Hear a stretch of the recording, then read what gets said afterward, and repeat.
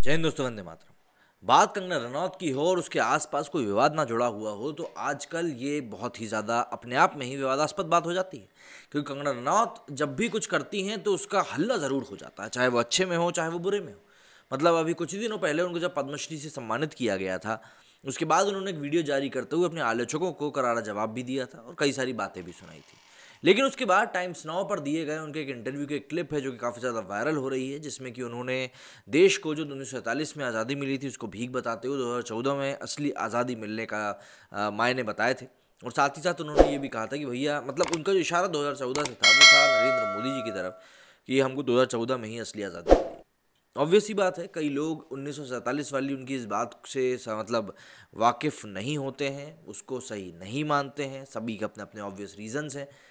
कंगना रनौत की इस बात को मैं भी कहीं ना कहीं सपोर्ट नहीं करता हूँ यार। देखिए, क्योंकि 1947 में जो आज़ादी मिली थी, भले ही उस समय कांग्रेस ने सत्ता संभाली थी, लेकिन आपको ध्यान रखना पड़ेगा कि उस समय कांग्रेस ही देश की सबसे बड़ी पार्टी थी।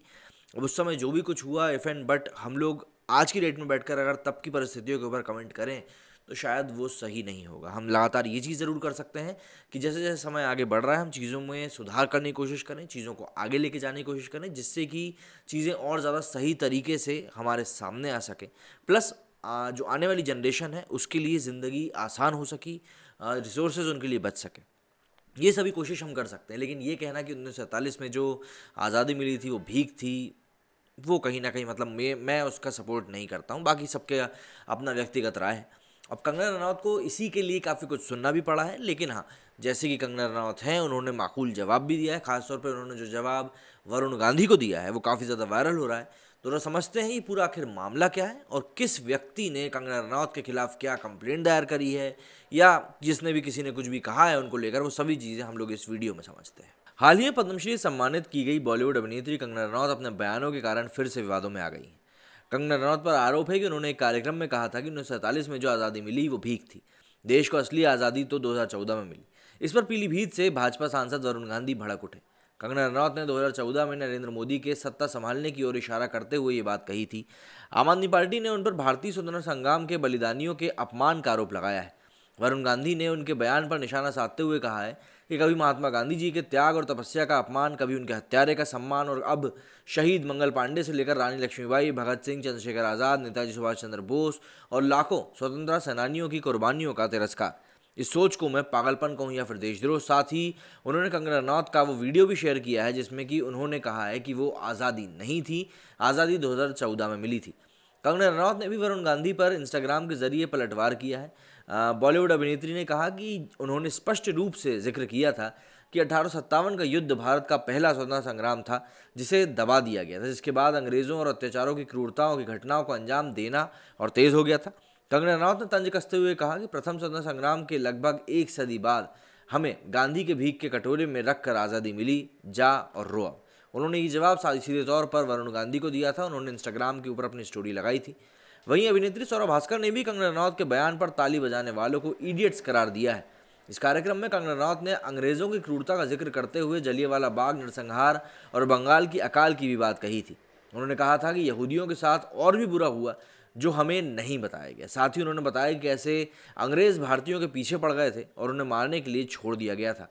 अभी हाल ही में कंगना रनौत अंडमान निकोबार के सेल्युलर जेल में भी गई थी, जहां उन्होंने वीर सावरकर को काला पानी की सज़ा दी गई थी। उस जगह को उन्होंने विजिट किया था और अपनी एक तस्वीर भी उन्होंने शेयर करी थी। लेकिन इस वीडियो के सामने के आने के बाद से कि सोशल मीडिया पर वाद विवाद के साथ इस मुद्दे पर अब राजनेताओं ने भी बयानबाजी शुरू कर दी। इस मुद्दे पर कांग्रेस नेता उदित राज ने बयान दिया है। उदित राज ने कंगना रनौत को मानसिक बीमार होने की संज्ञा दी है। उदित राज ने अपने ट्विटर हैंडल से कंगना रनौत पर भड़ास निकाली है। उन्होंने प्रधानमंत्री नरेंद्र मोदी को संबोधित कर ट्वीट किया है कि मोदी सरकार ने मानसिक बीमार कंगना रनौत को पद्मश्री देकर संविधान, जनतंत्र और स्वतंत्रता सेनानियों का अपमान किया है।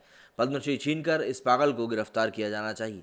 लेकिन उदित राज यही नहीं रुके। उन्होंने 2 घंटे बाद एक और ट्वीट किया। इस ट्वीट में उन्होंने लिखा कि भाजपा प्रचारक पद्मश्री कंगना रनौत ने कहा कि आज़ादी 2014 में मिली। आरएसएस ने 11 दिसंबर 1948 को संविधान में डॉक्टर अंबेडकर का पुतला जलाया था। ये दलित, आदिवासी, पिछड़े एवं महिलाओं की आज़ादी को नहीं मानते। उदित राज ने अपने इस ट्वीट में अपनी पार्टी कांग्रेस के अलावा एएनआई और पीटीआई को भी टैग किया था। सोशल मीडिया पर मचे बवाल के बाद कांग्रेस नेता गौरव पांधी ने भी वीडियो को शेयर करते हुए कंगना रनौत की खासी आलोचना करी है। उसमें आलोचना करते हुए उन्होंने लिखा कि the RSS could never accept the fact that there British masters were forced to leave in 1947. There slavery knew no bounds. No wonder they didn't hoist the tricolor for half a century. The return of slavery in 2014 was their independence. Kangana Ranaut is just one of them. और इसके साथ ही आज़ादी पर दिए गए बयान के खिलाफ आम आदमी पार्टी के राष्ट्रीय कार्यकारी अध्यक्ष प्रीति मेनन ने मुंबई पुलिस में शिकायत दर्ज कराई है। मेनन ने कंगना की टिप्पणी को देशद्रोह बताते हुए मुंबई पुलिस से उनके खिलाफ एफआईआर दर्ज करने की मांग करी है। प्रीति ने अपने ट्वीट में शिकायत की कॉपी शेयर करते हुए लिखा है कि टाइम्स नाउ पर कंगना रनौत के देशद्रोही और भड़काऊ बयानों के खिलाफ कार्रवाई हेतु मुंबई पुलिस को धारा 504, 505 और 124A के तहत शिकायत दी गई है। उम्मीद है कि मुंबई पुलिस इसको लेकर कोई बड़ा एक्शन लेगी।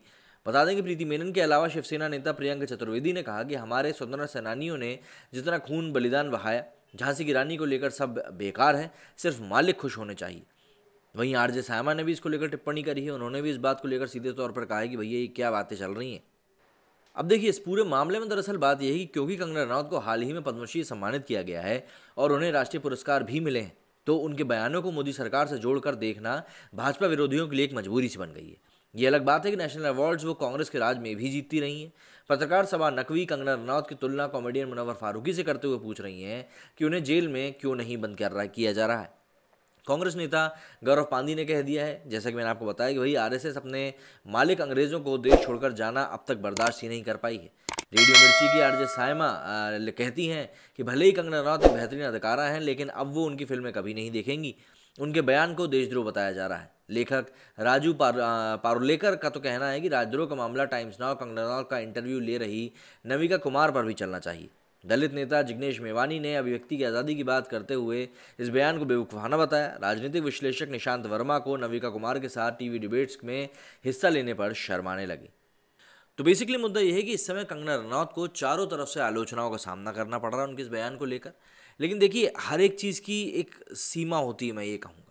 आपने ठीक है, आप अगर पूरे बयान को सुनेंगे तो कहीं ना कहीं आपको इनकी जो ये छोटी सी बात थी 1947 में गांधी की कटोरे में भीख वाली बात, वो आपको पूरा वीडियो अगर आप देखेंगे तो आपको कहीं ना कहीं वो उस कॉन्टेक्स्ट में सही लगेगी।